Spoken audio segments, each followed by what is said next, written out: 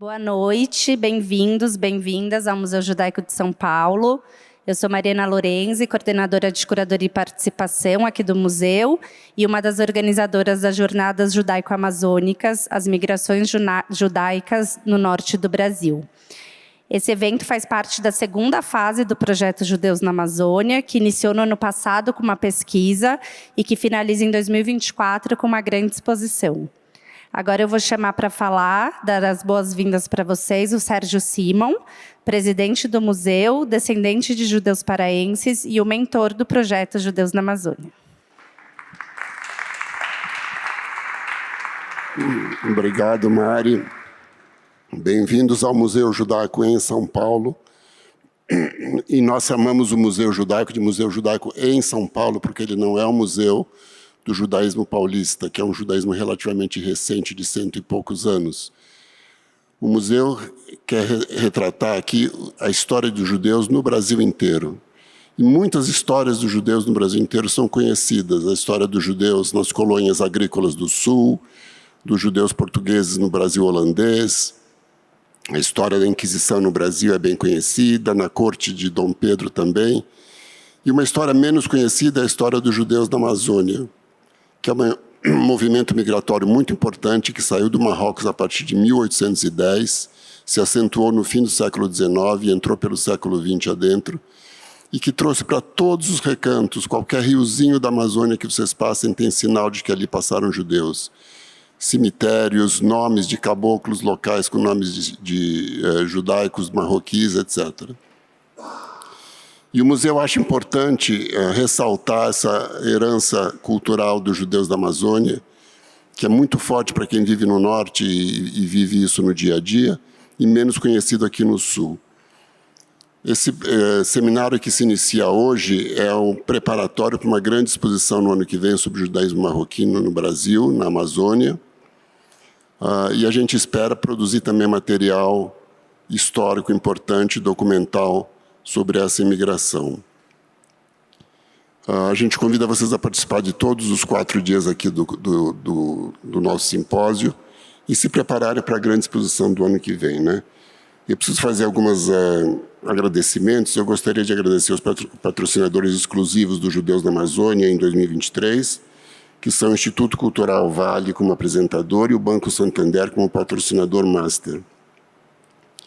E a gente precisa estender também o nosso agradecimento para os patrocinadores do ano inteiro, que garantem a manutenção do Museu Judaico, os nossos patronos, os nossos doadores de todo tipo. E eu queria também agradecer a equipe organizadora desse evento, liderado pela Mariana Lorenzi, que fez esse trabalho incrível de juntar tantos especialistas na área e tentar mostrar para o Brasil a saga dos judeus da Amazônia. Agora eu queria chamar aqui a Carolina Leart, que é Head de Negócios de Impacto Social do Santander, que, como o Sérgio falou, é o patrocinador master do projeto Judeus na Amazônia. Boa noite a todos, boa noite, Sérgio. Um prazer enorme estar aqui com todos vocês. Em nome do Banco Santander, a gente quer saudar o povo judeu em primeiro lugar, que, pelo menos, acho que para mim, tem 3 palavras que me dizem muito a respeito de vocês: a paz, a sabedoria e, eu acho, com orgulho para o nosso mundo. Então, para quem valoriza a cultura, para quem valoriza a sustentabilidade, esse é um tema que precisa ser trazido à tona. Então, eu fico muito feliz aqui, em nome do banco, da gente poder estar junto com vocês nesse projeto. O Santander tem uma história de 22 anos no tema de sustentabilidade, alguns pares aqui de histórias na Amazônia também. Então, eu agradeço e fico feliz de poder participar desse tempo aqui com vocês. Desejo a todos um ótimo evento. Muito obrigada. E agora eu queria chamar para se juntar a mim aqui a Helena Feldman e o Fábio Zucker, que são também responsáveis pela concepção e organização das jornadas. E antes de passar a palavra para eles, eu gostaria de agradecer mais uma vez a presença de todos vocês, agradecer aos participantes que aceitaram o nosso convite, que vieram de Belém, Manaus, Parintins, Breves, Porto Velho, Recife, Rio de Janeiro, além dos que vivem em São Paulo. E esse projeto é feito por muitas mãos, então eu preciso fazer alguns agradecimentos, vai ser rápido. Gostaria de agradecer a parceria da Ilane e do Fábio, nesse processo que já dura mais de um ano. A Gabriela Longman, que entrou nesse barco recentemente para fazer a coordenação de conteúdo, junto com o Gabriel Coca. Ao Sérgio Simon, que desde a abertura do museu sonha com a gente esse projeto dos judeus na Amazônia, compartilhando de forma generosa a sua própria história familiar. Agradecer ao Felipe Arruda, nosso diretor executivo, que está sempre nos incentivando a buscar os melhores caminhos para contar essa história. Fernando Galo, Débora Settel e Gabriele Braz, que são os responsáveis pela produção impecável do evento. A Marília Neusten, Beatriz Costa, Juliana Santana e João Bonfim, que vem trabalhando intensamente em toda a parte de comunicação do projeto. Ao Pieter Kignel, Evandro e Mariana, que vem nos ajudando com as articulações de importantes parceiros. A Roberta Sundfeld, Linda Blá, Judite Tarazante, Léo Vitulli e toda a equipe do acervo do museu, que fazem um importante trabalho de busca dessa história, nos apoiando na pesquisa. Leonardo Moreira, Laura Stephanie, Mel Gomes, por todo o apoio. E todos aqueles que trabalham no dia a dia do museu e fazem possível um evento como esse. Também queria agradecer o Bloco Gráfico, que é o estúdio de design que criou a identidade visual do projeto. E, por fim, nosso muito obrigado aos conselheiros, patronos, patrocinadores do museu, em especial o Instituto Cultural Vale, o Santander e a Gera Amazônia, que apoiam e acreditam nesse projeto desde o início. As jornadas judaico-amazônicas se iniciam hoje e vão até domingo. Serão dias intensos de conversas, debates, oficina de culinária, projeções de filmes e apresentações musicais. Para o museu, esse projeto é de extrema importância e ser um lugar onde essa história é contada, apresentada ao público judaico e não judaico. A programação foi pensada de forma a discutir os diversos e múltiplos aspectos das histórias das migrações judaicas para o norte do país, abordando os elementos culturais, históricos, políticos e sociais dessa presença que já dura 200 anos. Convidamos vocês a voltarem nos outros dias, mergulharem nessa história que é judaica e brasileira.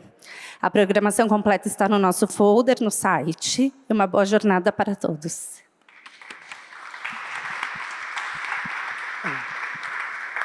Obrigado, Mari. Obrigado a todos e a todas. Meu nome é Fábio, eu fui o pesquisador, né, que foi convidado pela equipe do museu para conduzir a viagem que se iniciou em Belém, ano passado, e eu fui subindo o Rio Amazonas até Manaus, como fizeram muitos, né, dos imigrantes judeu-marroquinos que migraram para a região no século XIX, início do século XX.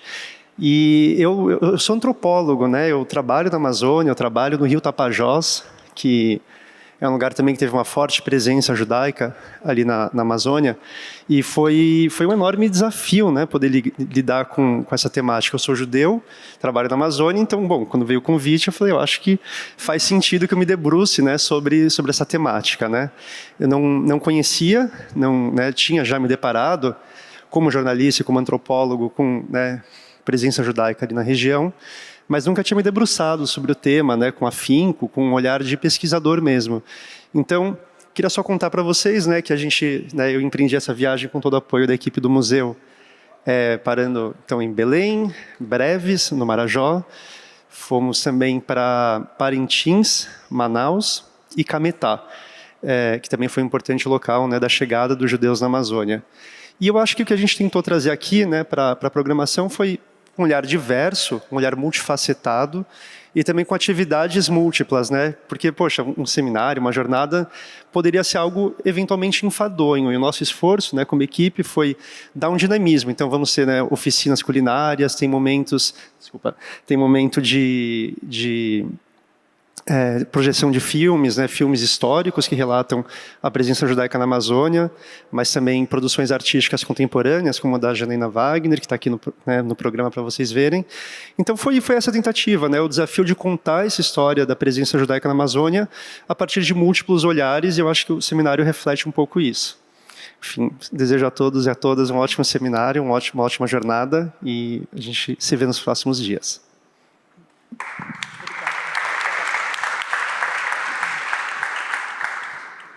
Boa noite a todos e todas. É uma alegria estar aqui com vocês, fazer parte desse núcleo gestor de um projeto tão importante, tão interessante, tão bonito. Eu também, de alguma maneira, sou uma interessada direta, porque também sou descendente de judeus marroquinos que foram para a Ilha do Marajó, Cametá e, enfim, Belém, Pará. Apesar do meu nome, tipicamente Ashkenazi. E o seminário ele é uma primeira etapa de uma pesquisa de mais fôlego, mais ampla, que propõe uma exposição de artes visuais ano que vem no museu, no primeiro semestre. A exposição ela vai ocupar todos os espaços de exposições temporárias do museu, então o mezanino e também o segundo subsolo, e vai ser uma exposição também híbrida entre um cunho mais histórico, documental, evidentemente, e uma pesquisa de linguagem no âmbito das artes visuais, com artistas contemporâneos e obras de artes em várias linguagens e mídias. Então, é uma alegria realmente e muito emocionante ver isso tudo acontecendo no seu primeiro suspiro de existência. E eu queria, então, convidá-los à conferência de abertura da professora Maria Luísa Tucci Carneiro, que temos a honra em receber aqui, com essa fala sobre o judeu caboclo, e nada mais interessante, que vai ao encontro também das tranças que o Museu Judaico aspira, as tranças com a cultura brasileira. Então, vou apresentar a Maria Luísa Tucci Carneiro, historiadora, romancista e professora sênior do Departamento de História da Faculdade de Filosofia, Letras e Ciências Humanas da Universidade de São Paulo. Desde 2006, coordena o LEER, Laboratório de Estudos sobre Etnicidade, Racismo e Discriminação, onde desenvolve o projeto Travessias, Dicionário Histórico-Biográfico Brasileiro, o legado dos artistas, intelectuais e cientistas refugiados do nazismo no Brasil, entre 1933 e 2023. É autora dos livros Subversivos, Arte, Cultura e Política, Brasil 1924-1964, pela editora Intermeios, Cidadão do Mundo, o Brasil diante do Holocausto e dos refugiados do nazifascismo, pela editora Perspectiva, entre muitos outros títulos. É uma alegria, Maria Luísa. Obrigada. Boa noite a todos. Agradeço, em primeiro lugar, o convite do Museu Judaico em São Paulo, estou certa? Museu Judaico em São Paulo, todos os amigos aqui presentes, todos e todas, hoje se fala ainda mais todes, e é um prazer ver aqui vários colegas, inclusive do conselho, aqui do museu, e parabenizo desde já, em nome inclusive usando a pessoa do presidente, o Sérgio, como representante desses judeus na Amazônia. Eu gostaria de agradecê-los pessoalmente, mas eu faço aqui em seu nome por toda a sua trajetória e história de família.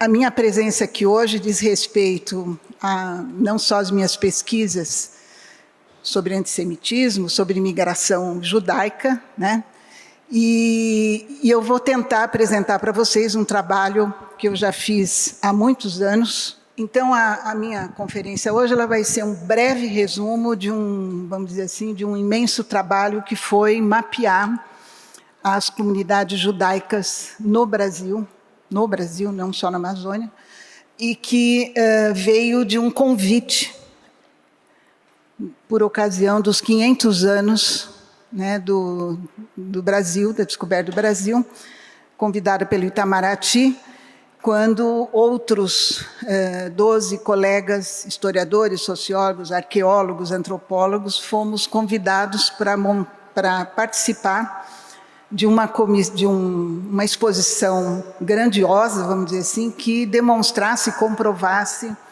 a presença dos diferentes imigrantes de diferentes nacionalidades e a contribuição que eles trouxeram para os 500 anos naquele momento, que seria comemorado no ano 2000. Então, 2 anos antes, esse comitê com vocês já imaginem, com todas as reverências e reuniões no antigo prédio histórico do Itamaraty, começamos uma pesquisa que ficou pronta no ano 2000.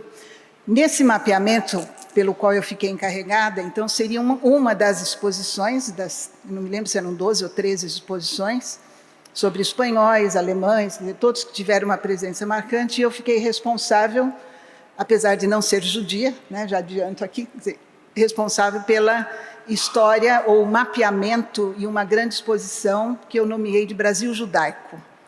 E no Brasil Judaico, passando e viajando o Brasil durante 2 anos, eu cheguei exatamente nas colônias ou nas comunidades do norte.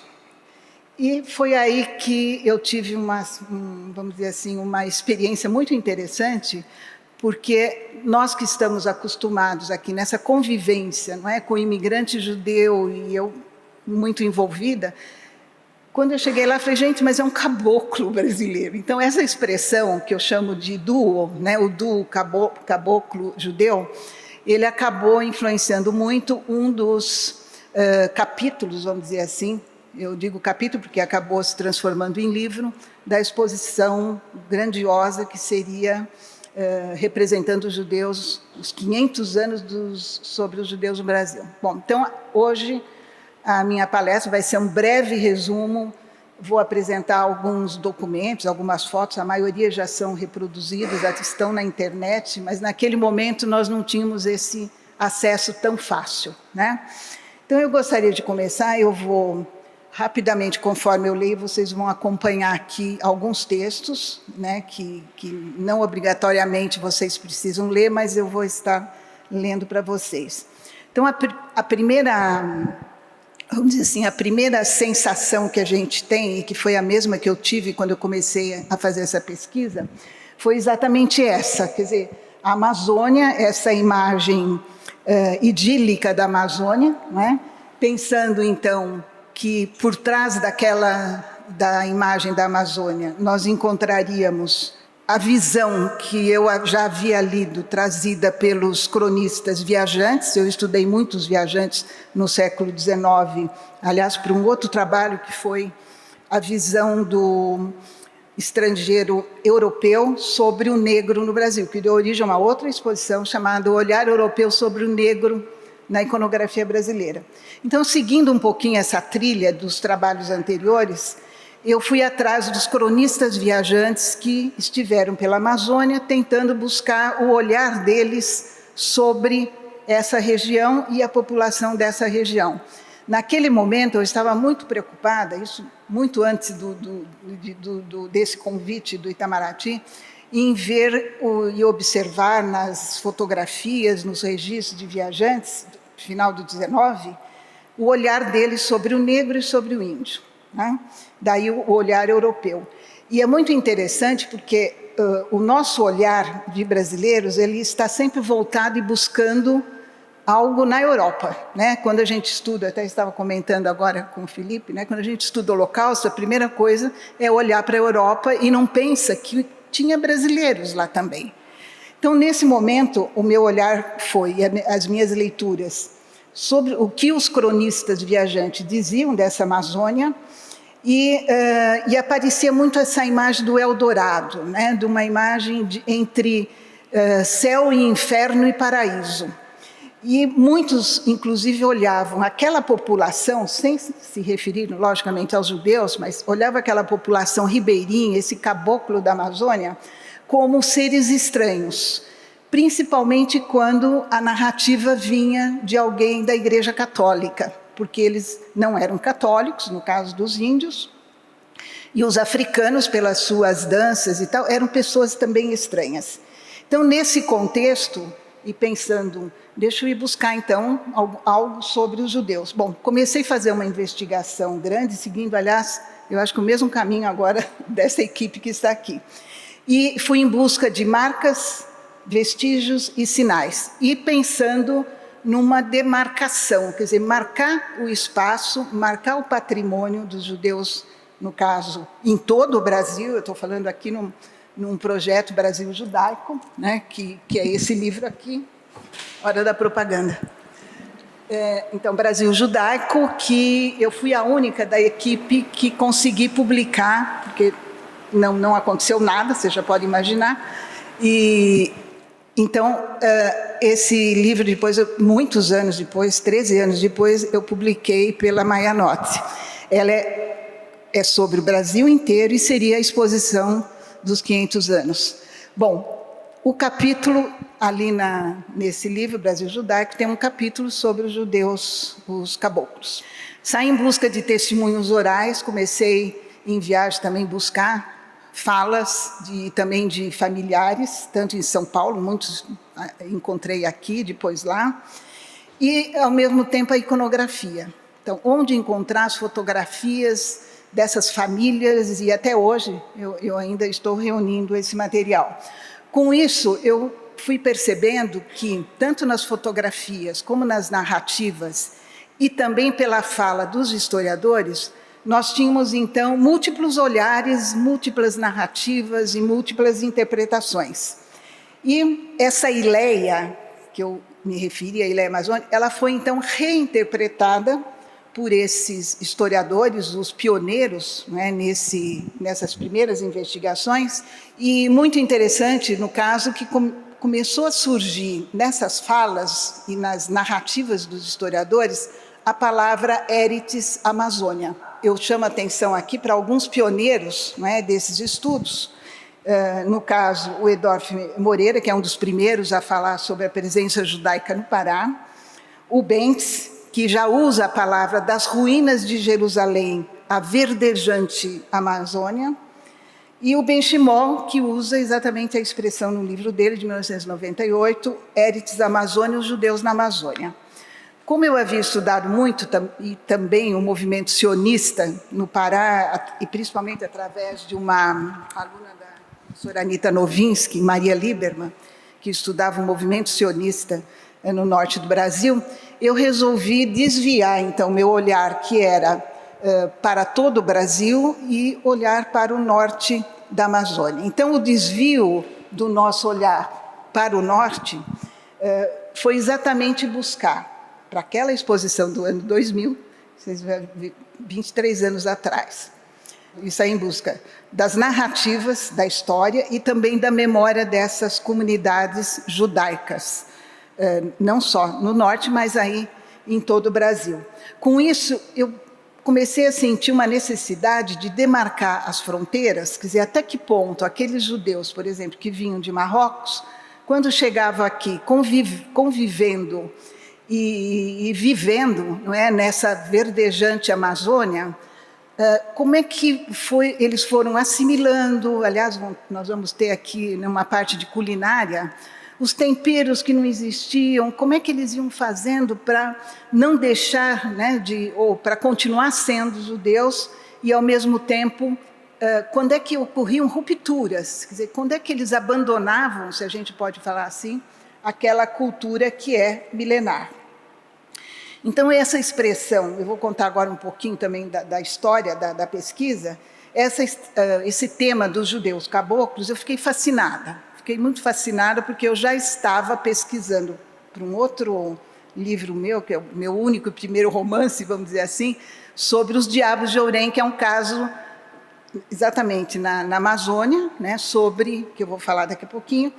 E aí eu comecei a achar muita coincidência, quer dizer, sobre a Amazônia, casos de exorcismo, inquisição, e essa expressão eu continuei perseguindo, a ideia dos judeus caboclos, mas sempre preocupada aonde está a determinação, a delimitação da fronteira, quer dizer, até onde ele é aquele judeu que veio de Marrocos, e a partir do momento que ele convive no dia a dia, então, em que momentos, né, ele abandona, vou usar essa expressão, aquele judaísmo que ele trouxe na sua bagagem, e respeitando as tradições, mas que de repente ele não tem mais condições. Mas ele continua se identificando como judeus. Em segundo lugar, porque eu comecei a sentir que essa era uma história desconhecida, apesar dos pioneiros, desconhecida, quer dizer, além daqueles que convivem na academia com pesquisas, e ainda mais reafirmando que nós, né, pesquisadores, trabalhamos sempre dentro desses limites, quer dizer, ou é askenazita, ou é sefaradita, ou é o judeu oriental. E eu chamo a atenção e cumprimento a minha amiga aqui, Raquel Mizrahi, que no doutorado, sob a minha orientação, exatamente ela optou por trabalhar e pesquisar os judeus orientais. E a minha pergunta exatamente vinha assim: até que ponto nós não estamos um tanto bitolados? Desculpa a expressão, mas assim, tem que ser askenazita, tem que ser o sefaradita e tem que ser o judeu oriental. E aí eu falei, esse para mim, ele circula um pouco entre todas essas, vamos dizer assim, esses padrões, né, que os acadêmicos, principalmente, acabam usando.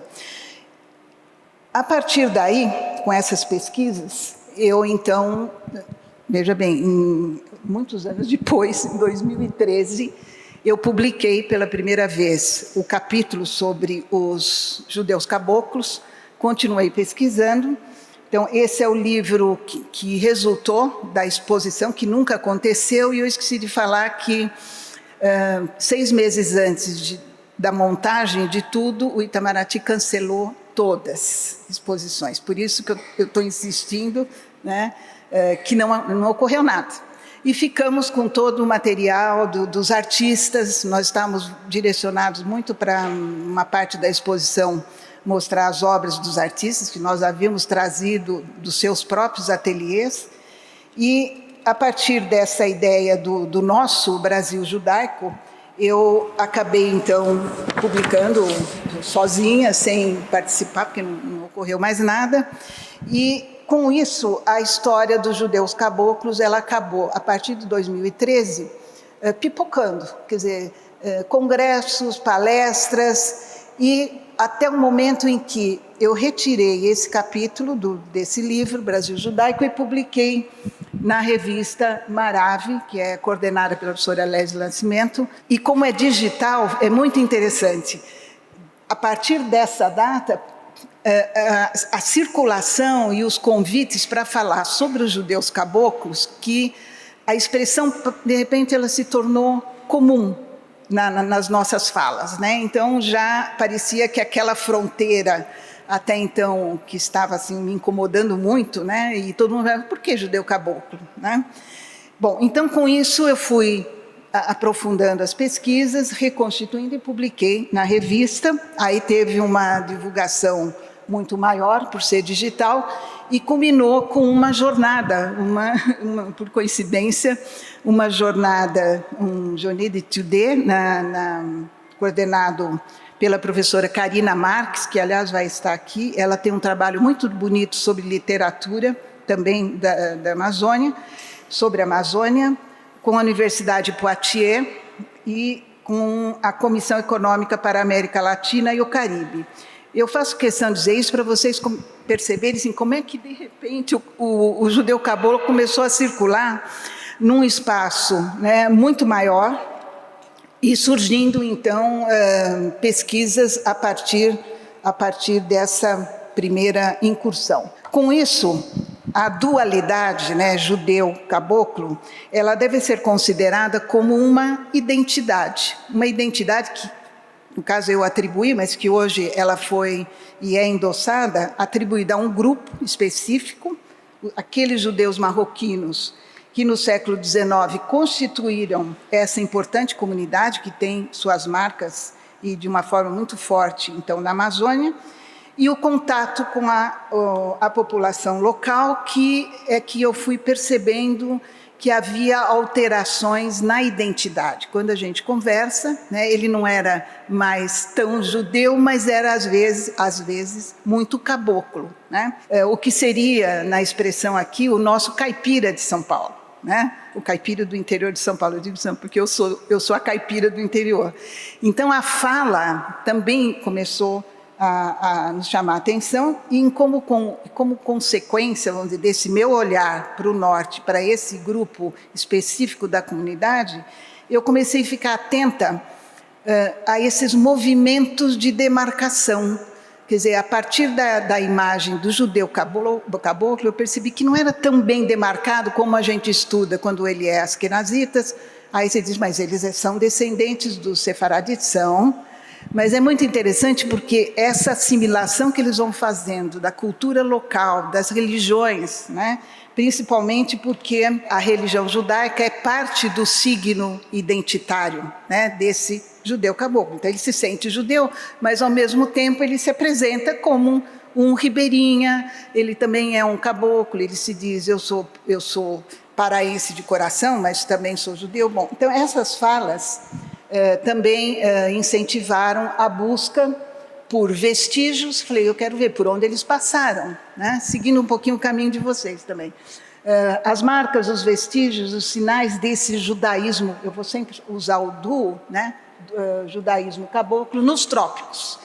Aproveitando também a ideia e o imaginário desse Eretz Israel, desse paraíso nos trópicos, e a partir já do final do século XIX, nós sentimos já que aparece a expressão Eldorado, principalmente considerando a riqueza dos caboclos, da borracha. Então, essa dualidade, ela acabou, vamos dizer, muito presente nas investigações. Eu estava sempre buscando o movimento das fronteiras, quer dizer, quando ele é muito mais judeu, ou quando ele se entrega àquela cultura da Amazônia. Olhando eu gosto muito dessa foto, né, dos Ales. E quero lembrar para vocês também, não sei se já chegaram, mas isso foi encomendado pelo Museu da Diáspora de Tel Aviv.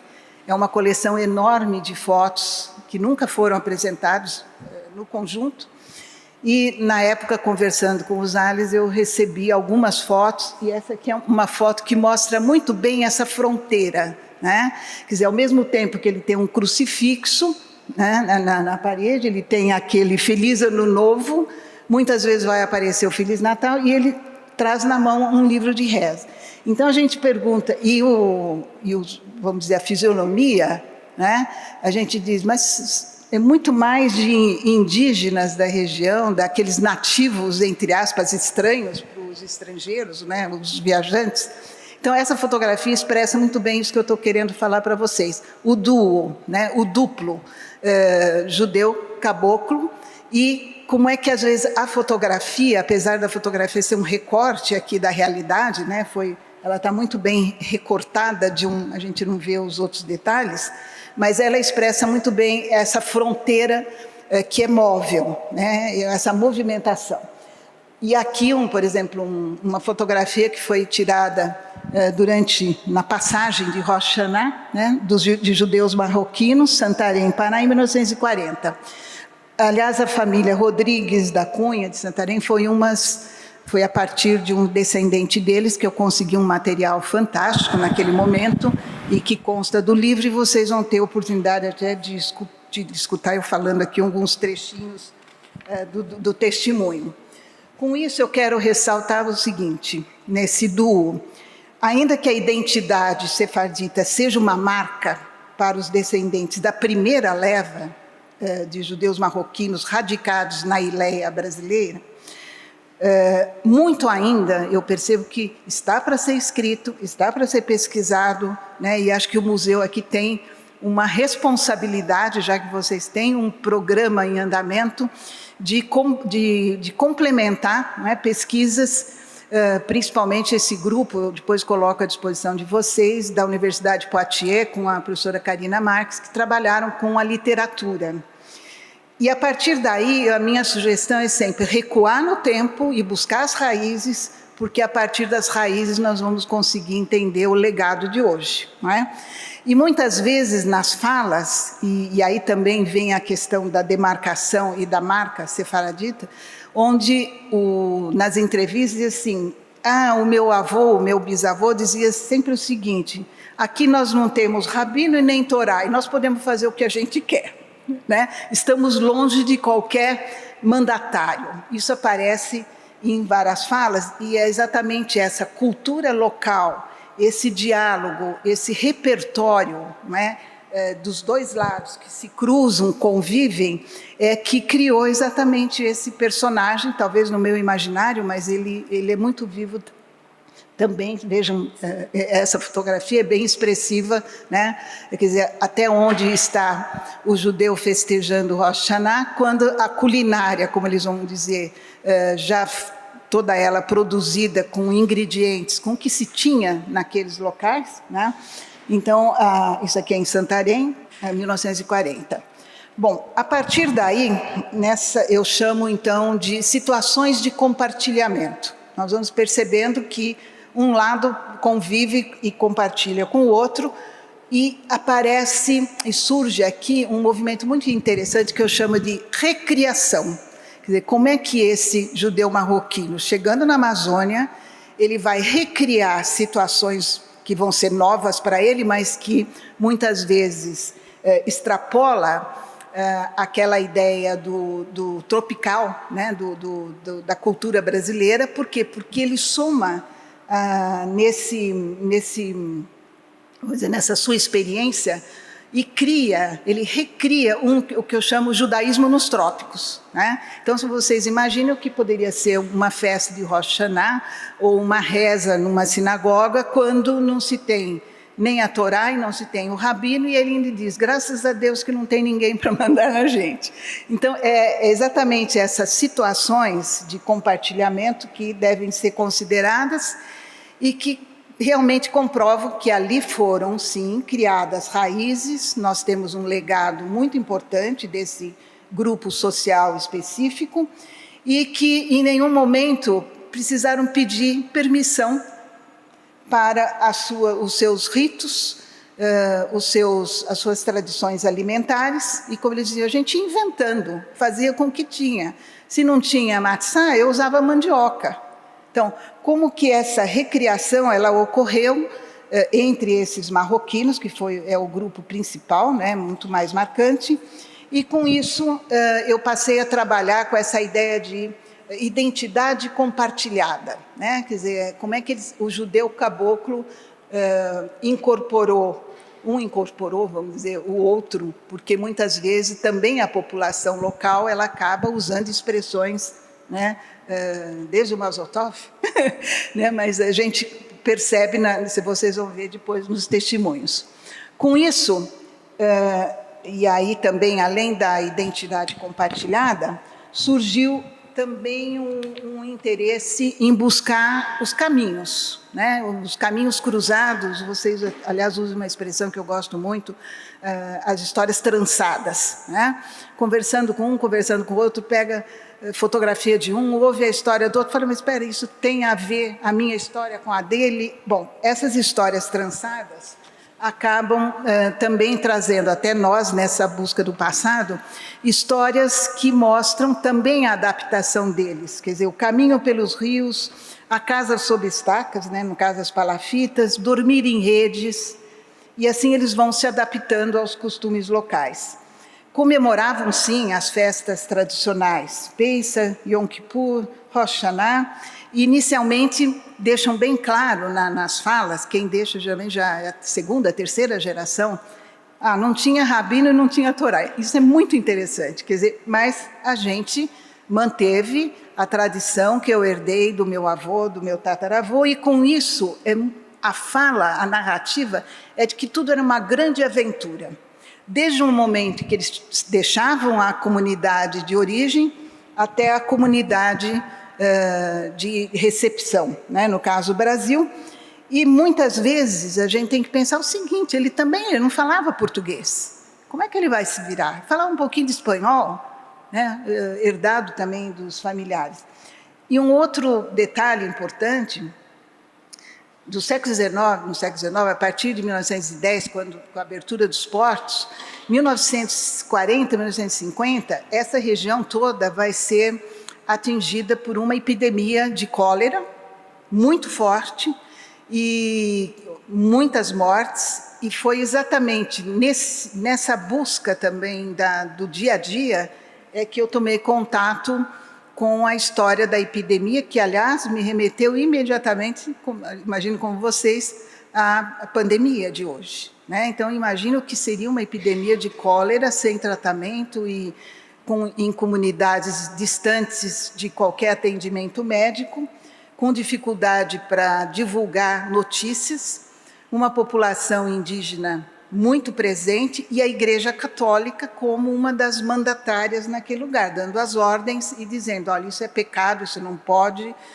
você tem que, para conseguir cidadania, você deve ser batizado, apesar da liberdade religiosa que ocorreu a partir do Primeiro Império. Então, nós temos que imaginar que, nesse momento do contexto histórico, nós temos Primeiro Império e Segundo Império, né?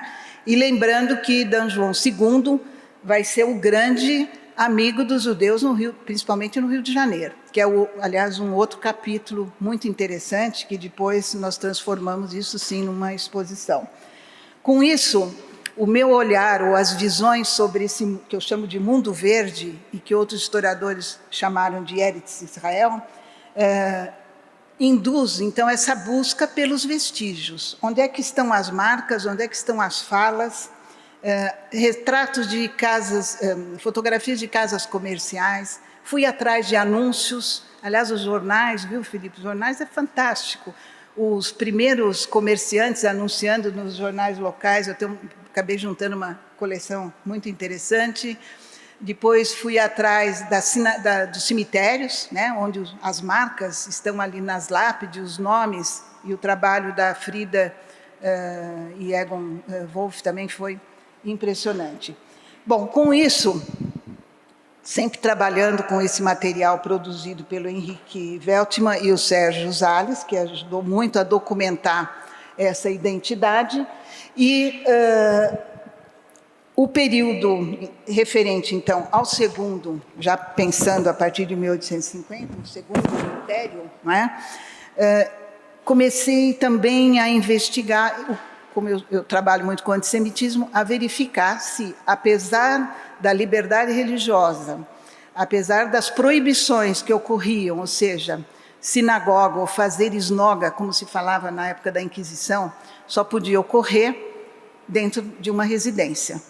E com isso, responde também esse questionamento e nos leva até o período inquisitorial, quando nós, nas denúncias inquisitoriais, nós encontramos sempre uma referência que aquele cidadão cristão novo, judeu e tal, fazia esnoga secreta, né, clandestinamente.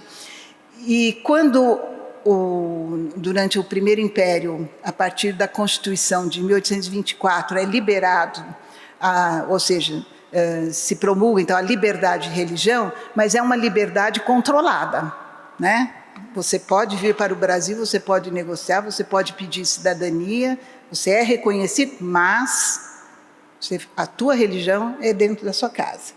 Com isso, esse clima de tolerância que a gente vai percebendo é muito interessante para entender essa dualidade em que vai viver também o judeu na Amazônia, porque no momento que ele vai pedir a naturalização, né, de cidadão brasileiro, ele tem que comprovar ou apresentar atestado de batismo. Espera aí. Então, eu fui pesquisar junto ao Arquivo Nacional, com a ajuda de uma equipe, aliás, muito interessante, muito boa, lá do Arquivo Nacional, e ali identificar os primeiros pedidos de cidadania. E aí a gente consegue identificar a documentação, quer dizer, daqueles que conseguiram. Inicialmente, 130 e poucas cidadanias são concedidas, 6 são bloqueadas, são negadas, exatamente porque ele não apresentou os documentos comprobatórios. Então, o que acontece? Nós vamos percebendo que a liberdade não era tão assim liberdade onde aquela comunidade poderia construir o seu templo, ter os seus cemitérios. Quer dizer, havia sempre um olhar da Igreja Católica, a questão dos dogmas, né, a persistência e a obrigação de respeitar os dogmas da Igreja Católica, começa a interferir também nesse dia a dia dos anos 50 e vai culminar em 56, quando desembarcam no Porto de Belém cerca de 32 portugueses com cólera. E aí a gente começa a ter, paralelamente então ao judaísmo, atos de exorcismo, de espiritismo, quer dizer, espantar esses diabos que chegaram aqui na Amazônia. Bom, com isso eu mergulhei vamos dizer assim, nesse imaginário de uma Amazônia povoada por diabos, e nisso, na pesquisa que eu estou na Cúria Metropolitana de Belém do Pará, eu encontro 2 processos. Um contra o padre, que conseguiu levar aos céus uma escrava que foi tomada pelo diabo, pelo espírito da patroa dela, e pelos dogmas da Igreja Católica, ninguém chega ao céu se está no inferno. Está no inferno, fica. Não pode, não tem jeito. Bom, com isso, eu adentrei a esse mundo da epidemia da cólera e ao mesmo tempo, comecei a relacionar também com os judeus marroquinos, quer dizer, eles estavam ali vivendo esse período, aliás, muito dramático, com muitas mortes. A ideia aquela imagem, não ideia, a imagem das covas e milhares de covas jogadas, e tal, tudo isso começa a povoar aquela população ribeirinha e interferir no seu dia a dia. Então, eu imagino que a mesma coisa acontece então com esses judeus marroquinos que atravessaram, daí o nome então travessia, saem de Marrocos, principalmente de cerca de principalmente de 2 cidades, né? Tanger e Tetouan, e em 1850, essa epidemia de cólera é 1856, quer dizer, nós já tínhamos uma população com cerca de 300 famílias, e essa travessia a gente vai acompanhando desde o momento, vai acompanhando pelos testemunhos, desde a saída, quer dizer, vocês imaginem que não era fácil deixar Tanger, por exemplo, pegar um navio e ir até, muitas vezes eles iam até Londres, de Londres pegava outro. Bom, então essas trajetórias a gente consegue reconstituir a partir da ideia de uma grande aventura, né? Eles contam, quando eu digo aqui, já os netos, bisnetos, que ouviram dizer dessas dificuldades, das trajetórias, e falam muito nessa ideia do sertão, né? Estão no sertão, estão na mata, estão na floresta, aqui é calor, aqui é seca. Alguns que chegaram a passar pelo Nordeste vão falar da miséria do cerrado. Então, a riqueza do testemunho e essa, vamos dizer, aventura, nos leva também a buscar, quer dizer, por que eles saíram, por que eles vieram para cá, né? Então, as referências sempre são fugindo da pobreza, a superlotação na cidade de onde eles viviam, epidemia de cólera, epidemia da peste bubônica, que estava assolando a Europa, e muitas vezes referência ao antissemitismo, que eu sempre coloco essa questão em busca se houve perseguição, se ocorreu confisco de bens, apedrejamento, destruição de sinagogas, discriminação social. Então, geralmente os textos, nesse caso, as referências, né, no norte, é interessante, eu não encontrei nem apedrejamento, nenhuma manifestação de repúdio. Então, isso vai mostrando, a não ser uma notícia em jornal, e, aliás, uma notinha. Quer dizer, a gente percebe que houve uma aceitação, houve uma convivência, e daí é que eu falo da fronteira desse movimento, né, e que ocorre cada vez mais a partir do ano da peste, que é 1856, e que acabou inspirando esse meu romance que foi lançado mês passado, Os Diabos de Ourém. Então, escrevi exatamente reconstituindo a trajetória, o clima das populações ribeirinhas, da presença da Igreja Católica, e aqui os judeus não entraram, mas tentando reconstituir o drama de quem vivia aquele momento. Então, com isso, nós podemos dizer que 2 levas de judeus marroquinos foram muito marcantes. A primeira, vinda principalmente do Marrocos, francês, árabe, espanhol, da cidade livre de Tanger, que vieram impulsionados pela crise financeira que abalava Marrocos desde o século XVIII, né? E ali esse grupo, o Megoraxim, né? Principalmente vinham dessas duas comunidades, Tanger e Tetsuan.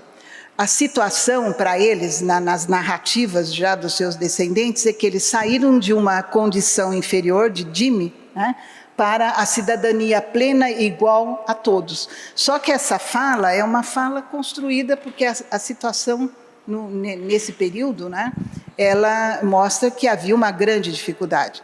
Então, uma sugestão que eu dou, viu, Felipe? Consultem os processos, os pedidos de cidadania do final do século XIX, no XX, desse grupo da Amazônia. É muito interessante quem são. Aí eu cheguei às primeiras famílias cidadãs, né, naquele momento, e quero lembrar que muitos vinham ajudados, né, pela Aliança Israelita Universal, que acho que a Raquel Mizrahi trabalhou muito também, né, Raquel, com os judeus orientais, que incentivavam o ensino, principalmente da língua francesa, e basicamente dois grupos, então, esse que fica nas regiões ribeirinhas e aqueles que têm a opção por se localizar nos grandes centros urbanos, naquele momento, Manaus e Belém. Esses que ficam nos grandes centros urbanos vão trabalhar no comércio de exportação e importação de cacau, depois borracha, e os outros, basicamente, vão trabalhar com comércio,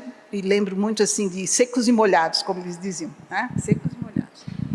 Bom, dando continuidade a essa travessia, nós chegamos a uma segunda leva, já um tanto diferenciada, já atraída pelo boom da borracha, que eles chamavam do ouro verde, né? E, desculpa, tem o ouro negro e tem o ouro verde. Uma parte desse fluxo migratório acabou ficando no Rio de Janeiro e formou ali no Rio de Janeiro, principalmente aqueles que vinham da Inglaterra, não os marroquinos, os ingleses, acabaram formando uma comunidade muito interessante, com casas de moda, assim, uma elite muito sofisticada, e alguns desses vieram para o norte, né, principalmente a família Levi, e ganhando muito dinheiro com a borracha, começaram também a construir ali as suas casas comerciais e basicamente marcando, né, deixando bem determinado que um fluxo grande dos judeus imigrantes não marroquinos permaneceram no Rio de Janeiro, em torno da corte, e atraídos, aliás, pela própria postura do Dom Pedro II, e a outra parte, vinda de Tetsuan e Marrocos, e aliás tem um grupo que vem de Açores e Gibraltar, se concentram em Belém e Pará, dedicando-se então à importação de mercadorias francesas. Eu encontrei nos jornais daquele momento assim algumas propagandas muito interessantes, exatamente mostrando o que se vendia, né, o que uma elite da região ali comprava. Então tem sedas, tem charutos, vinhos, manteiga, né? E aí a gente vê, a partir desses anúncios, uma chamada muito interessante para as tradições de uma comunidade europeia, né, formada na Europa inclusive, e que no Brasil já criou as suas raízes e forma ali um perfil de uma elite, né, herdeira, basicamente, dessas tradições europeias. É aí que a gente vai explicar o famoso Teatro de Manaus, com as suas óperas, né, e eu não vou entrar aqui no teatro, mas cabe lembrar também essa sofisticação que atingiu a comunidade em Manaus e Belém.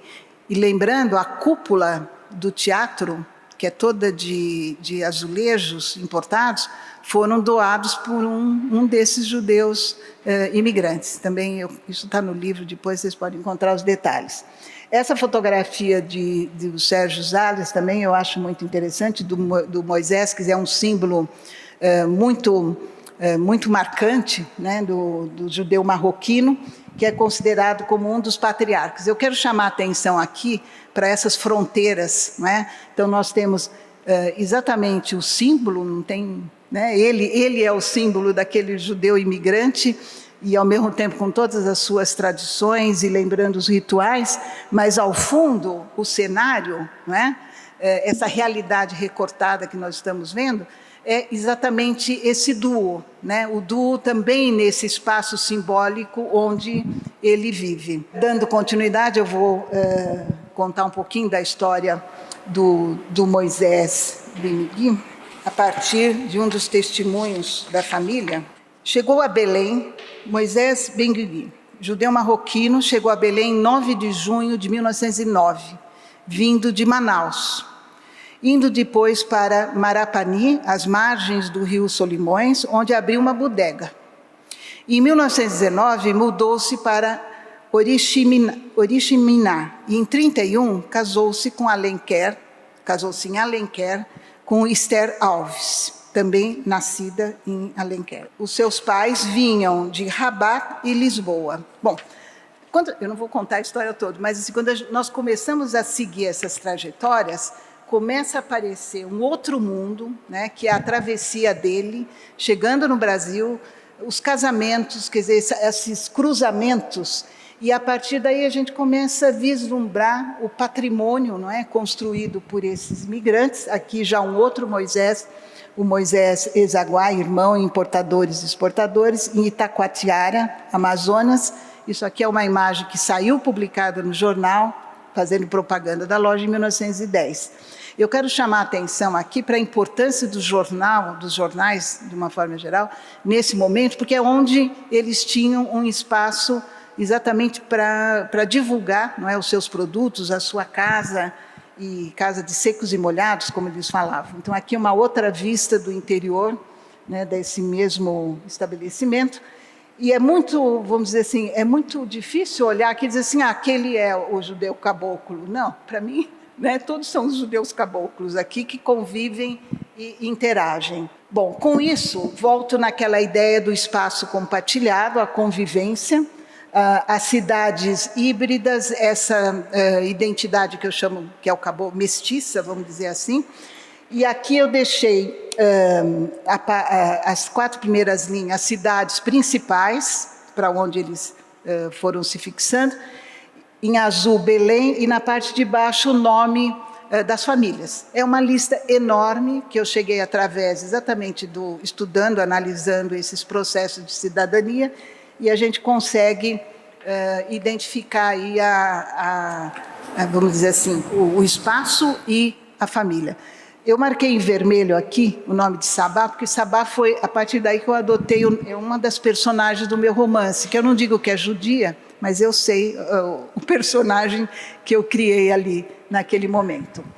Com isso, nós chegamos e passamos assim em alguns personagens históricos, com alguns nomes, com algumas histórias, por exemplo, essa própria família, né, Sabá, que depois eu vou transformar numa das personagens, vai para Belém, né, e depois nós temos o Simão Benjó, que é o primeiro judeu a se naturalizar brasileiro e que conseguiu em 1823. Então, a história dele gira em torno de José Benjó, comerciante de fazendas secas por grosso e miúdo. Quer dizer, vendia tanto no atacado, né, por grosso e miúdo, fazendas molhadas, por atacado, com loja na Rua do Pelourinho, que nesse momento lá é a atual 7 de setembro. Bom, com isso, o que nós temos? A possibilidade, a partir dessas narrativas, não se assustem com os textos, eu só pus para eu lembrar das historinhas, mas um outro personagem que chama atenção, exatamente esse Moxicoy, pioneiro entre os marroquinos, e a partir do testemunho de um dos seus bisnetos, né, que eu entrevistei na época, Álvaro Rodrigues da Cunha, isso foi em 2013, ele diz assim: Moxicoy desembarcou no dia 19 de março de 1884 no porto de Belém do Pará. Após ter passado pelo Rio de Janeiro, agora vamos fazendo a viagem com ele, aconselhado pela Aliança Israelita Universal em Tanger, no Marrocos. Com apenas 24 anos, Moxicoy acreditava na Eretz, Amazônia, predicativo que virou sinônimo de Eldorado perdido, um espaço idealizado para esses imigrantes judeus vindo de uma situação difícil na África Setentrional, marcada pela guerra e pela fome. Agora, veja bem, quem está narrando é o bisneto. Então, o que a gente vê? Uma história herdada, uma narrativa, e que a gente não tem muita condição até de verificar se foi isso mesmo, né? Mas depois, pelos registros, né, da travessia, nós conseguimos confirmar algumas dessas passagens. A viagem de Moche para o Brasil durou cerca de 1 mês e meio de navio, talvez um pouco mais. Segundo versão relatada por Álvaro Cunha, o jovem Moche costuma dizer que o balanço do mar me deixou com a mente fraca. Não me lembro de muita coisa. E aí vem uma frase, eu não vou me atrever a falar Haktia, mas ele fala em Haktia, ou seja, que o profeta Elias passe a mão curadora sobre mim. Isso aqui já é a tradução, tá, da Haktia. Era muita doença de todos os tipos que atacou Marrocos, dizia ele, aspas, muita fala do que fazer naquele local, miséria total. Aí vem a expressão em Haktia, ou seja, perdão para os meus pecados. Para Moche, a história de que os judeus sofreram perseguições, trades, no Marrocos, era conversa para boi deitar. Então, isso já é uma expressão assimilada no Brasil, conversa para boi dormir. Né? Então, ele mistura já expressões brasileiras, e isso a gente vai percebendo nas várias, vamos dizer assim, nas várias narrativas, que eu não vou ficar lendo aqui com vocês, mas é possível, depois, vocês entrando na internet, tem no meu artigo aí na Marave, vocês têm completo, por exemplo, a trajetória completa do Moche Cohen, a chegada dele na Amazônia, esse eu vou ler, até deixei maior. Diz ele, estava sozinho, com a documentação toda em francês, e o que mandaram entrar no navio e se acomodar. Depois eles dariam um jeito. Expressando-se em Haktia, Moche teria dito, pelo menos foi assim. Graças a Deus. O jovem imigrante contou com o acolhimento de um camarada não judeu, gentil, goi, que demonstrou ter uma certa apreciação por ele. Foi direto, segundo suas lembranças, para a casa de Isaac Atias, conhecido da família desde Tanger. Bom, esse Atias ele vai circular, é muito interessante. É um personagem que várias pessoas, né, vários descendentes, vão sempre se referir ao Atias, que pelo jeito era muito popular. A primeira coisa, quando ele recebeu então o Moche, a primeira coisa que Atias lhe falou é: você precisa comer e descansar. Então, essas formas de receber, não é? E de perceber a natureza, aqui tem uma descrição muito interessante, eu só estou chamando a atenção, não vou ler, sobre o nascer do sol, quando ele chega na Amazônia. Né? Então, contando, e acho que isso era contado de neto para bisneto, e são, assim, algumas passagens inesquecíveis, tanto para nós que lemos em dias de hoje, não é? E a outra é sobre o rito marroquino. Também nas falas nós vamos encontrando sempre essa postura de que nós podemos fazer aqui o que nós queremos. Né? Não temos, isso é interessante, ele diz, na Amazônia a gente faz o que quer sem o pitaço, quer dizer, sem a chamada de atenção, sem o pitaço dos vigilantes de Deus. Quer dizer, aqui não tem ninguém, nem um rabino, não tem nada para mandar na gente. Depois, se vocês puderem ler o texto completo, tem outro sobre a família Levi, que eu também não vou ler, e que depois a família Levi, que também vai aparecer tanto nas imagens de Sérgio Zali, não é, como também nos anúncios da família Levi nos jornais. Aqui é um exemplo muito interessante, eu trouxe um só, essa casa dos irmãos Levi vendendo relógios de ouro da famada marca Omega. E aí você consegue saber, pelos outros anúncios, vendia-se sedas, vendia-se charutos, vinhos do bom, e muitas vezes lençóis egípcios, e tem coisas fantásticas. Então, vale a pena se dedicar a esses anúncios. Uma outra história desse cidadão, a José Manfredo Levi, e ali, na fala, nos testemunhos, aparece, por exemplo, uma cidadã, essa Belísia, e uma outra, uma das filhas, né, são três filhos, Samuel, José, Belícia, E aí nós temos também outra história, quer dizer, casou, não teve sorte, foi mal. Então, é muito interessante porque parece que já entra naquele dia a dia do brasileiro, né, fazendo comentários, e termina, inclusive, um comentário sobre a graça, que não teve sorte, né? Então, aí vem a história do casamento, e não passa... E aí eu procurando, falei, cadê os vestígios de um casamento com tradições judaicas? Não, é interessante porque muitas vezes isso daí some, desaparece, né? Por isso que eu falo nas fronteiras que vão se movimentando. Bom, em busca então dos vestígios, há uma outra busca também muito interessante de buscar marcas, onde é que eles deixaram as suas marcas, onde é que está o patrimônio. Então, com isso, fomos atrás também das primeiras sinagogas. Essa sinagoga de Belém do Pará, de 1884, estilo marroquino, vocês, inclusive, um projeto importado, com todos o arquiteto que é trazido de fora e tal, e dizia que essa era para os judeus ricos. E aqui a sinagoga, esse é o Abraham, que é a mais antiga, depois da de Recife, né, considerada Recife, que é de 1824. E só conseguiu terminar a construção em 1850.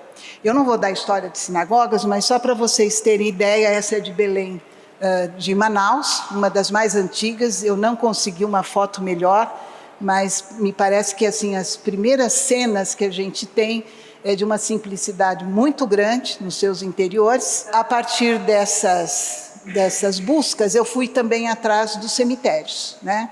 Usei muito o trabalho da Frida e do Egon Wolff, eu não cheguei a visitar os cemitérios, e com isso tem o cemitério da Solidão, né, de Soledad, em Belém, tombado agora pelo patrimônio histórico, depois de muitos anos, um processo muito grande. Enfim, para compreendermos o perfil das comunidades descendentes dos judeus marroquinos radicados na Amazônia, devemos, antes de mais nada, recuar no tempo, procurando reconstituir seu cotidiano e as práticas judaicas junto às comunidades de acolhimento. Lembramos aqui que nas primeiras décadas do século XIX, alguns grupos desses imigrantes judeus foram residir longe dos centros urbanos, em ilhotas isoladas, ou seja, em pequenas terras cercadas por igarapés. À margem dos rios, moravam em palafitas e dormiam em redes, adaptando-se aos costumes locais. Com isso, nós adentramos a um sincretismo de tradições, de saberes e de sabores. E eu deixo aqui como sugestão, vocês ouvirem, se tiverem oportunidade, o Canto Judaico na Amazônia, gravada pelo Shazam Isaac Dahan. É belíssimo, lindíssimo. Consideramos que esse processo de recriação do judaísmo é uma constante nas comunidades judaicas na diáspora. O povo de Israel, radicado na Amazônia desde o século XIX, não teve um comportamento diferenciado dos demais judeus dispersos pelo mundo, ainda que distantes da terra prometida. Mas souberam transformar a Amazônia na sua terra prometida. Os sefraditas radicados na região desde 1810 souberam, sim, conviver com o seu destino diaspórico, sem perder a sua identidade judaica, apesar das múltiplas situações de compartilhamento. Os judeus marroquinos criaram raízes, sem deixar de ser um grupo social específico, mantendo as tradições da sua culinária com ingredientes locais. Se adaptaram. Assim, no decorrer dos séculos XIX e XX, essas comunidades foram reconstruindo as suas identidades, as suas permissões alimentares, mesmo que não tivessem permissões, eles se davam essa liberdade, e a partir daí faziam as suas observâncias diárias, encontravam os apoios mútuos e a relação com os seus familiares e amigos. Valendo-se dos direitos que todo povo tem de praticar a diversidade, de professar a religião, os marroquinos radicados na Amazônia adaptaram seus cardápios, sem romper com as tradições presentes na Torá, e faziam a sua moda. Segundo relatos orais, os pioneiros costumavam reunir-se em torno de uma determinada família que detinha, sim, por vias orais, conhecimento dos rituais, sendo as mulheres as principais guardiãs desses saberes.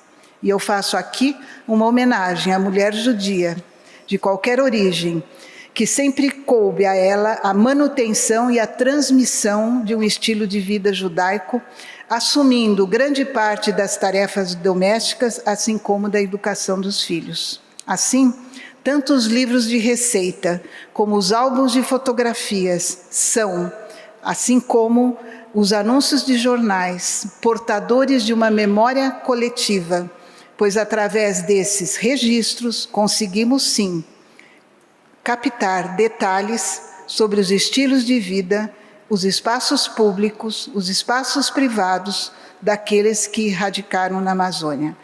Mas não podemos nos esquecer que essas fronteiras, dependendo da liberdade adotada por cada um, elas se moveram em determinados tempos e espaços. Muito obrigada.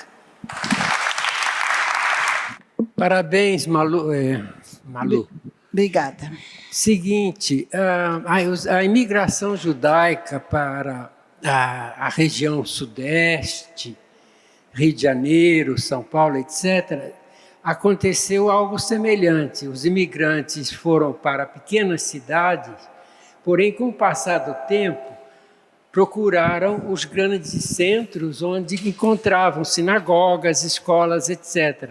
Você tem notícia se aconteceu a mesma coisa em Belém, Manaus? Eu sempre tomo assim, como referência 3 pilares, são 3 buscas, né? Escolas, a compra de um terreno para o cemitério e a sinagoga. Então, se você tomar como referência esses 3 pilares, né, das comunidades judaicas no Brasil, que foi a minha busca pelo Brasil judaico, não é, por todas as comunidades de norte a sul, eu sempre saí em busca. Tem cemitério, quando foi comprado, quem comprou, quem ajudou. Escolas, onde que as crianças estudavam, e depois sinagoga, né? Eu sempre tomo com os 3 pilares de referência, e pelo livro, inclusive Brasil Judaico, você vai ver que essa minha busca, ela serviu, inclusive, os 3 pilares como um critério, né, na pesquisa. E a outro elemento também importante, e eu estou sempre muito ligada, é a questão dos movimentos, não só o sionista, mas o envolvimento desses judeus com, no início do século XX, por exemplo, com o movimento sionista. Isso acontece muito no Pará, mas também eu fui atrás da imprensa sionista. Então, as formas de comunicação, o papel dos jornais nesse momento muito interessante, e também você vai ver no livro Brasil Judaico também a questão da cultura, né? Então, cultura, política, religião, quer dizer, são alguns elementos que marcam a trajetória, eu acho, de qualquer imigrante, não precisa ser judeu, né? Quer dizer, seja o católico, ou seja muçulmano, você sempre tem esses pilares, né? Onde colocar os filhos para estudar, o cemitério, né? Pensando aqui também nos ciclos de vida, né? De vida, nascimento e morte. Então, eu acho que são alguns elementos que eles se repetem quase que em todas as comunidades de imigrantes, né? Então, o livro Brasil Judaico, ele acompanha, basicamente, ele tem uma marca bastante forte em todas as comunidades por onde eu passei e pesquisei, e como eu trabalho muito com arte, então ele tem vamos dizer, uma dedicação muito grande aos artistas, né? Então, eu visitava os ateliês, fotografava, e sempre, a partir da história do artista, eu conseguia também chegar à história vamos dizer, da trajetória daquelas famílias, né? Então, eu acho que são 3 elementos, sim, né? Que são exatamente esses vestígios, que é uma das, vamos dizer aqui, dos meus teóricos de reflexão, que é o Carlo Ginzburg, exatamente isso. Quer dizer, se você vai fazer uma investigação, procure os vestígios, onde é que estão as marcas, né? Eu acho que isso é importante. que foi basicamente o que eu tentei mostrar para vocês, né? Os judeus marroquinos também, depois de um certo tempo, com o tempo, passaram a migrar para o Rio de Janeiro e São Paulo. A presença deles aqui era muito forte e importante. Ocuparam posições em sinagogas e com expressividade, não é? Então, o que você poderia falar, talvez, sobre eles aqui? Eu acho que você pode falar mais do que eu, Raquel. Você foi me orientando, fez um doutorado sobre isso, não é? Você trabalhou com o Rio de Janeiro e São Paulo. E o livro da Raquel está publicado pela Ateliê Editorial e acho que é um dos importantes marcos assim na pesquisa sobre essa movimentação também, né, do norte que vem para os grandes centros.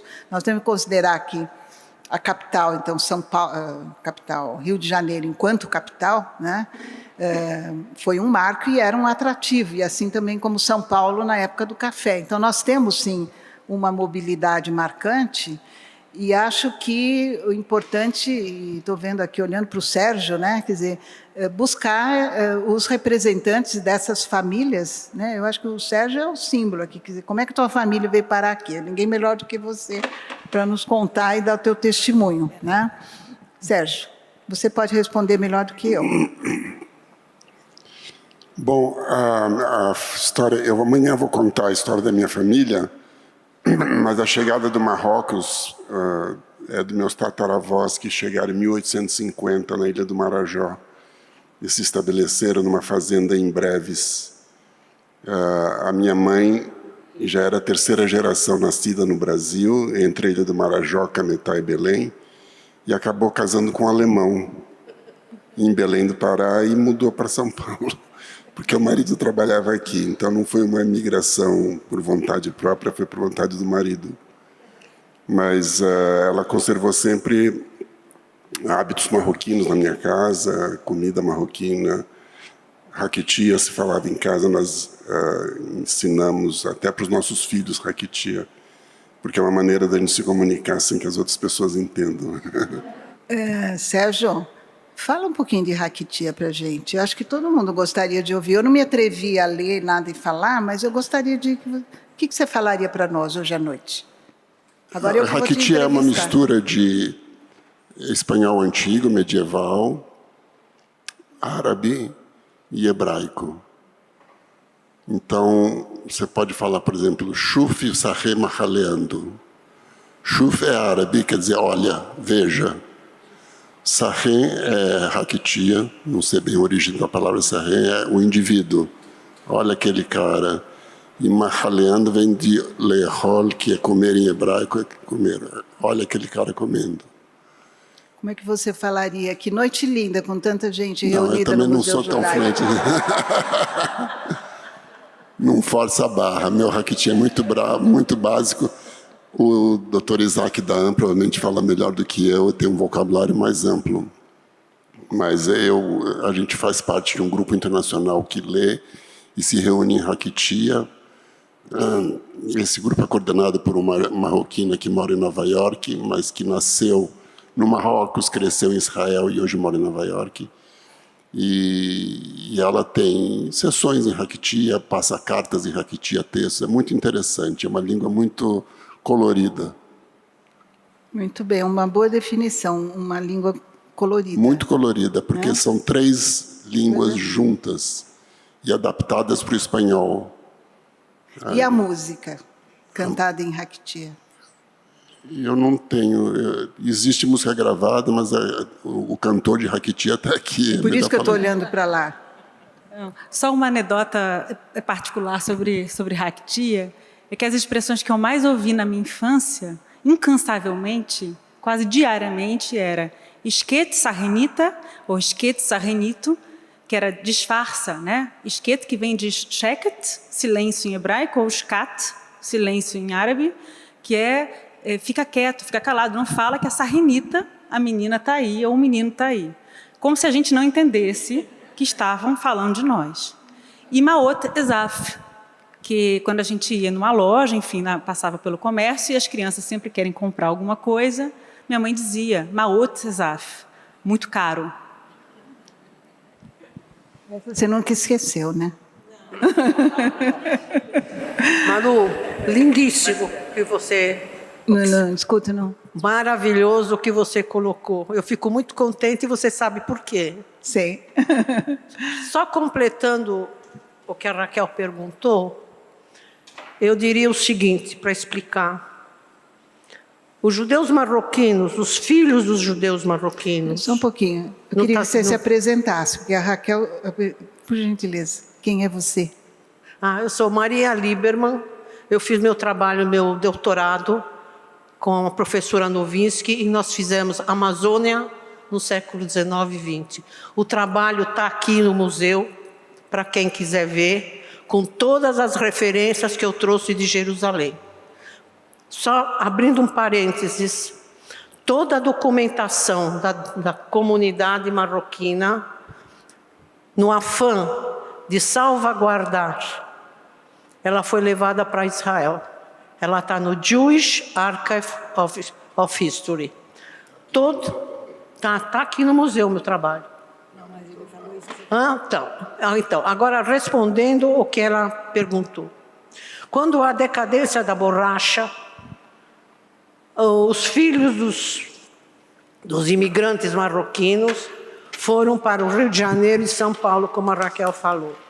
Só que temos de chamar a atenção uma coisa. No Rio de Janeiro já havia conhecimento e já havia um marroquino chamado Davi Pérez, com a revista, o jornal A Coluna.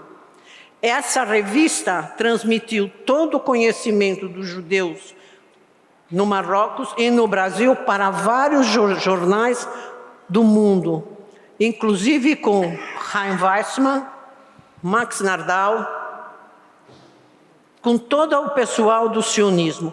E vou dizer mais alguma coisa que eu acho extremamente importante. Eles foram os precursores do sionismo aqui no Brasil.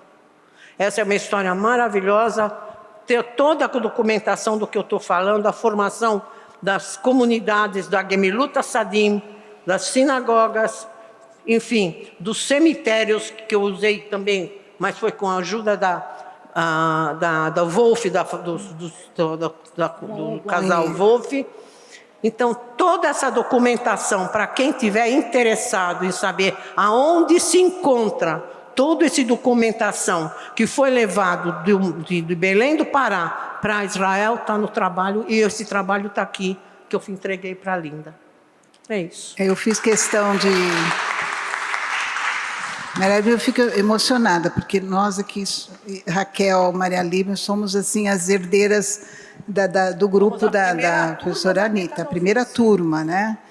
E eu não tinha visto que você estava aqui quando eu citei o trabalho, porque eu acho que quando se estuda Belém do Pará, quando se estuda o norte do Brasil, e esse é um movimento importante, por isso que eu fiz questão de falar do sionismo, não dá para esquecer, não é, o papel desse grupo e enquanto um movimento pioneiro, né, com as primeiras ideias, né, os primeiros documentos, inclusive, começam a surgir exatamente, né, e é bem pontual, é bem marcante. Então, o trabalho da Maria Lieberman, eu acho que merece ser publicado, já falamos isso em outras vezes, é um marco, e hoje, tratando-se aqui, não é, de judeus na Amazônia, eu acho que o teu trabalho, Maria Lieberman, o da Raquel, são referências, né, são referências. O da Raquel é mais Rio-São Paulo, mas o seu é referência pensando numa futura exposição e pensando aqui nas jornadas, né? Então, eu fico muito feliz que você está aqui. Muito obrigada. Em Belém do Pará, teve um jornal também de extrema importância, chamado Kol Israel. Sim. Major Eliezer Levi. Parabéns. E esse trabalho, esse jornal durou 6 anos. Todo o jornal está comigo. Está à disposição do museu. Completo. Com exceção de alguns que foram perdidos, né? Levado de Belém. Não. Israel jamais me daria original. Está tudo xerocado. Faz digitalização do original, pronto. Que beleza. complementando essa relação dos amazônidas com o sionismo, né? Eu queria que o Sérgio falasse, relatasse a relação do Eliezer Levi com o Oswaldo Aranha, né? Que é uma história que me chegou muito fragmentada. Eu nunca ouvi ela... Bem, seria uma honra ouvir do neto do Major Eliezer Levi essa história. O meu avô foi um líder, ele se apaixonou pelo sionismo no começo do século XX, quando começou o primeiro congresso sionista na Basileia. E ele tinha correspondência com Herzl, com Weizmann. Eu vou mostrar amanhã isso, na minha apresentação. Inclusive, no jornal, eles mandam cumprimentar o rei da Inglaterra pelo seu aniversário. Olha que ousadia, né? De Belém do Pará. E o rei responde com um telegrama para eles, que tá no jornal Colo Israel. Infelizmente, o jornal não existe no Brasil, eu pelo menos não achei, nem no Arquivo Nacional, nem em Belém do Pará. Mas achei em Israel, na Biblioteca do Povo Judaico. E temos facsímile aqui no museu, inclusive. Quem quiser falar com a Linda, que ela está exposto lá embaixo, inclusive. Bom, quero agradecer aqui a atenção de todos, a contribuição, o compartilhamento, né, com tantos testemunhos aqui presentes, e acho que essa é realmente a riqueza de um encontro, não é? E desses reencontros, viu, Maria Líbera? Para mim, um reencontro muito feliz. E acredito que na multiplicação desses encontros é que nós vamos recuperando, né, um jornal, depois uma notícia, um testemunho, uma fala. E fiquei muito feliz de ouvi-lo também, Sérgio, como personagem, não é? O personagem da história aqui presente, e que para mim é o documento. Você é um documento vivo para mim. Então, agradeço muito a todos. Muito obrigada.